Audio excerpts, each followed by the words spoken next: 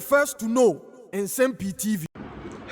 Anra and Urban Semana Kingsford Bagbin ono a Speaker of Parliament etimi ebabe piemu ewo mrashebe dwafie ni nyina a seat Bagbin etimi ebabe declare vacant MP's 4 seat or declare vacant ne beka Supreme Court and so etimi the ruling eba say Urban Semana Kingsford Bagbin ruling no the two down ono etimi ayo overturn ruling no entina akwakoye the judiciary versus the executive entina NDC amani ko ndie chenchena atwan one ese the Bagbin kan no na one edeba be ye adwuma nti yebekai enra Bagbin etimi ebabe piemu e wo mrahye bedwafie no yade se odi tu da se mrahye bedwafie sitting no watimi suspend no indefinitely or in the name of enipa no MPs na ebabe piemu of parliament no na one endorse no na NPP amanyuko no majority no ede atu edwa se animanimu ya awose Bagbin etimi eba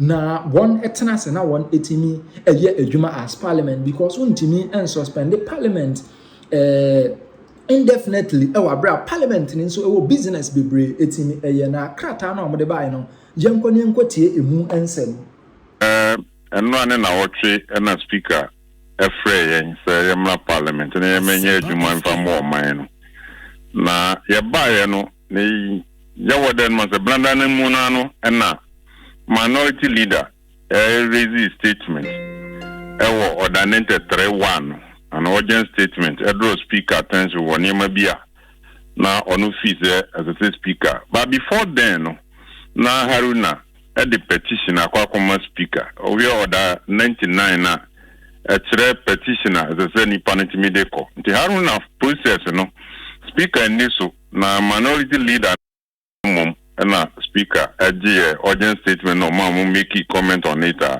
we on the rules say 4 seats are vacant and your leader say the court in the Supreme Court my order say parliament another speaker you know what declare seat 4 year vacant on stay on execution now all members of parliament ni perform MAO moduma kopin say on be determine asem no and it na no na ye bae no ye call concrete no speaker can say ne saka Supreme Court order no na obaba be make ni statement but before then no munyina mugitum say ye call sitting no ye majority side ndi kan ko tena be ye wo no and this for no bae no e ba da jijim kunwa no ne yi no mo keka kunwa na bom ye nsori ne the leadership ye call concrete no speaker can say we making a statement. Am I a leader can say na Sabria and this for now call occupy baby a trano.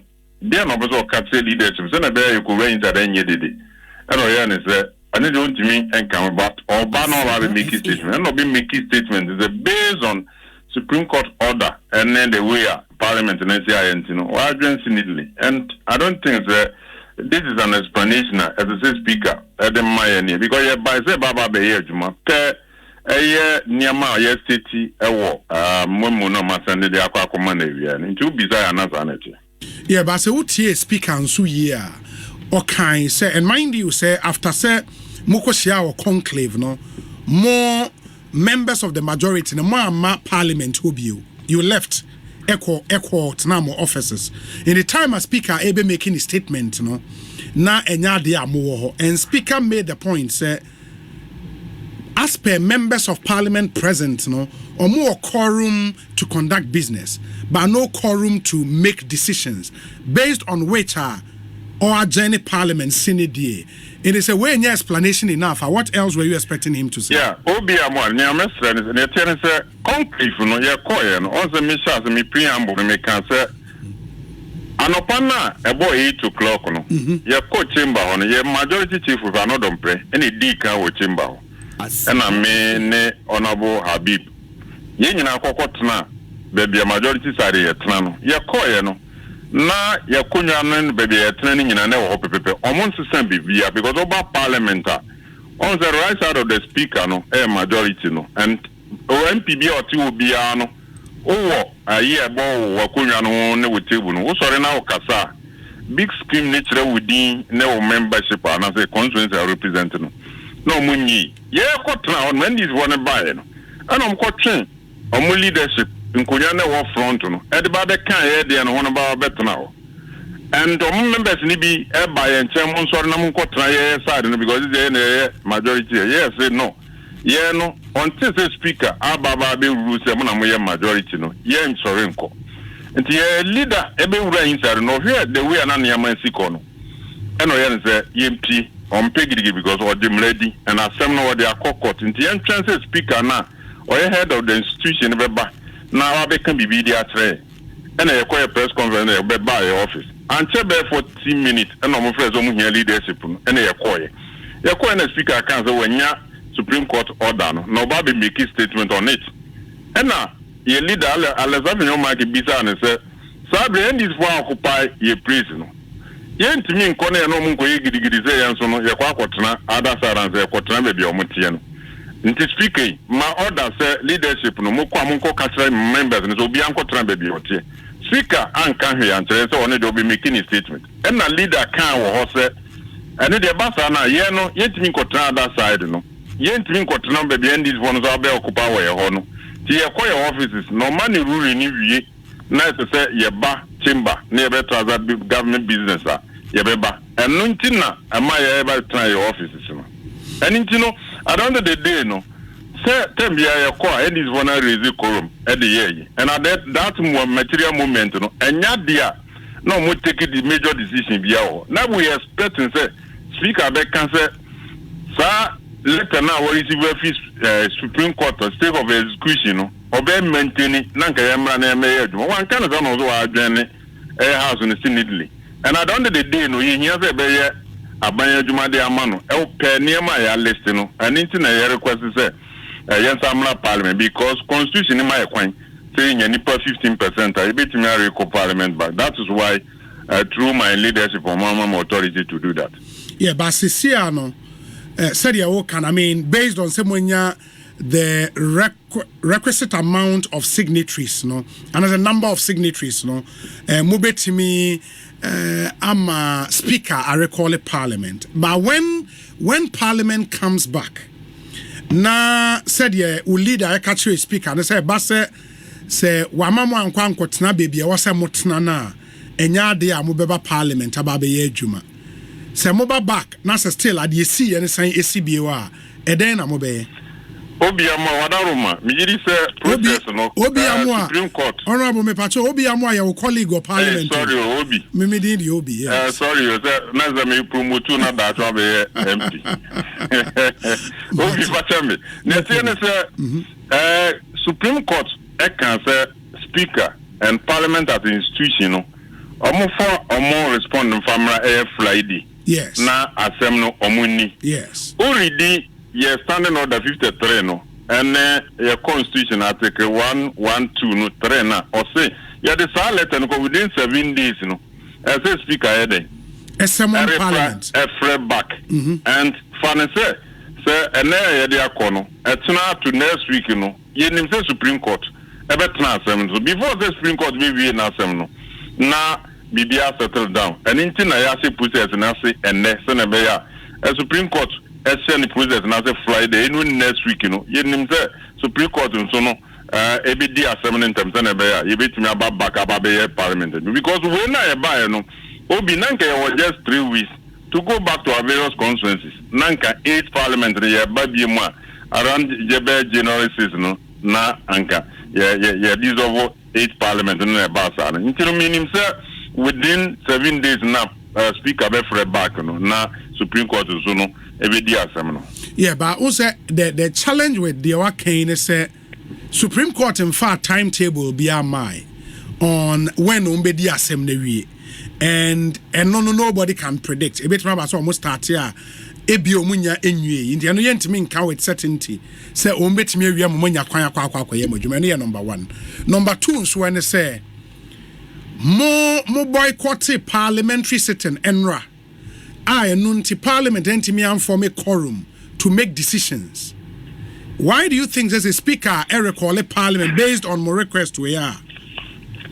NDC Caucus as a minority for no omo de omo met na wana muntimi nya adwuma so omo so be boycott ana Megidi say over your constitution ma opposite take major decision 275 MPs na say onya 175.5 inti ye ni one ye ni nipa half the 138 now we can transact business because Supreme Court now ma order say judgment and not statement now speaker make as a 4 seats in what declare vacant no hold on yeah the year juma no be we a lawyer at the end of the day no Oma flow to the bar and say Supreme Court the course of Ghana ama order say near wakano hold on nama members of parliament for no enyo omajuma ye de ye obi a edi mlaso and ye nim say this is equally omudi mlaso esan say ye nyina no yes a constitution ase and a constitution na ama Supreme Court 2 minutes say about in terms of interpretation of the law as a somo and a teacher and nintina yam pese e be create basabasa our parliament no ye and say the court na ye buy any situation na ekono na expect memo we ne the NPP caucus in parliament and a petition speaker Alban Bagbin say on recall parliament.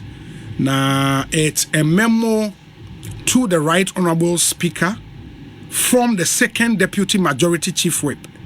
It's dated 22nd October 2024. That is ENRA. Subject a notice of meeting by request under Article 1123 and Order 53 of the Standing Orders. And Megidi Sana Mumbi Brena atete se ansha na the NPP caucus in parliament no would want to recall parliament through the speaker na akoye ba sisia no yensa aka memo officially from the second deputy majority chief whip to the speaker of parliament, and I will go through the memo for you na mu nyina mo hu said enioma esi echo. And as I read no so person who are over Facebook and YouTube Bengazi ma send o memo no fato so na amanfo into me, and you can join us as we go through this memo. Almost say, Right Honorable Speaker,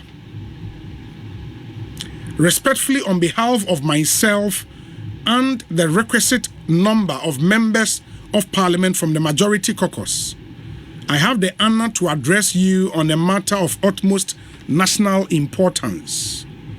In accordance with Article 1123 of the Constitution of the Republic of Ghana, 1992, and Standing Order 53 of the Parliament of Ghana, we hereby formally request a meeting of Parliament. The signatories of members making this request are hereto attached. Now, then he moves on to legal basis for the request. To ensure clarity and emphasize the legal foundation of this request, we respectfully draw your attention to the following provisions presented in order of constitutional and procedural hierarchy. Article 1123 of the 1992 Constitution, which states, quote, notwithstanding any other provisions of this article, 15% of members of Parliament may request a meeting of Parliament, and the Speaker shall, within 7 days after the receipt of the request, summon Parliament. 2.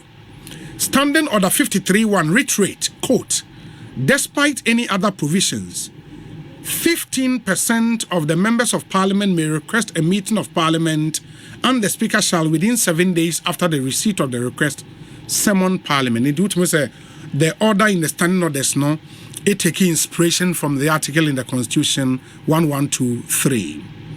On my third point, that's the legal basis, no. Standing Order 53.2 further stipulate Parliament shall convene within 7 days after the issuance of the notice of summons. Okay. Inti Speaker no was 7 days. Or the befre Parliament. And say offer Parliament and so the entire Parliament would have to convene within 7 days after say issuance of a notice of summons. Speaker ama notice of summons no within 7 days of Parliament issue. Number 4, Standing Order 57.3 provides, quote, the Speaker may summon a sitting of the House before the date or time to which the House has been adjourned, or at any date or time after the House has been adjourned sine die. Number 5, Standing Order 58.4 states, the Speaker shall summon Parliament within a period determined by the Speaker, and the requirement for a 14-day notice shall not apply where there is an emergency. Into a legal basis for wanting to recall Parliament, no, and omode atujano. Afe, why do they want to recall Parliament? Urgent matters for consideration. We respectfully request that upon recall of the House, the following urgent government business be deliberated upon and transacted, including any other business that comes before the House. Into the urgent government business, number 1, I'm going to say request for tax exemptions for designated beneficiaries under the One District, One Factory program. Number 2, Ghana Financial Stability Fund, an international development association facility of $250 million. And number 3, bills. Bills, no more say Environmental Protection Agency Bill 2024, Social Protection Bill 2023, Customs Amendment Bill 2024, Budget Bill 2023, Ghana Boundary Commission Bill 2023, and an Interstate Succession Bill 2022. Then they move to the context and justification. As Mr. Speaker may recall, Parliament had adjourned sine die on Tuesday, 22nd October 2024, without any explanation to the circumstance leading to the adjournment. You may also recall that at conclave, you confirmed the service of a Supreme Court order, which was explicit at the time the above stated items had been advertised and scheduled to be carried. We wish to emphasize that this request is made in utmost good faith and in the national interest to enable the government to discharge its constitutional and democratic obligations to the people of Ghana. The matters outlined herein are of pressing importance and require the urgent attention of Parliament. In the request for action, almost considering the constitutional and statutory provisions cited above, and in the exercise of our rights as members of Parliament, we respectfully urge you to summon Parliament for a meeting within the stipulated 7-day period. We stand ready to provide any additional information or clarification that may be required and look forward to your favorable consideration of this request. Respectfully submitted. And Sawoko Parliament, the second Deputy Majority Chief Whip, Honorable Alexander Jonoboa Tete, or NPP MP for the people of Seshi, Akontombra. Honorable Akwabe Kosi saying Suni. Be part of the Minia. Apomi there. But when I'm not doing them on Paibo, what to mean can the others or body at the. Okay. Now, Ubetma confirm ya my say one outro letter on behalf of the majority caucus to Parliament. A memo actually say Mopese or recall a Parliament to attend to some urgent matters. One outro. Okay. I found this portion of the letter a bit curious. Say Speaker Johnny Parliament sine die no wama any explanation to the circumstance leading to the adjournment. Is that you recall say we make a point bisa? Yes. I didn't hear. Netia say mame fasa kwenya we na me na what na me nche watie fo. Say utie ya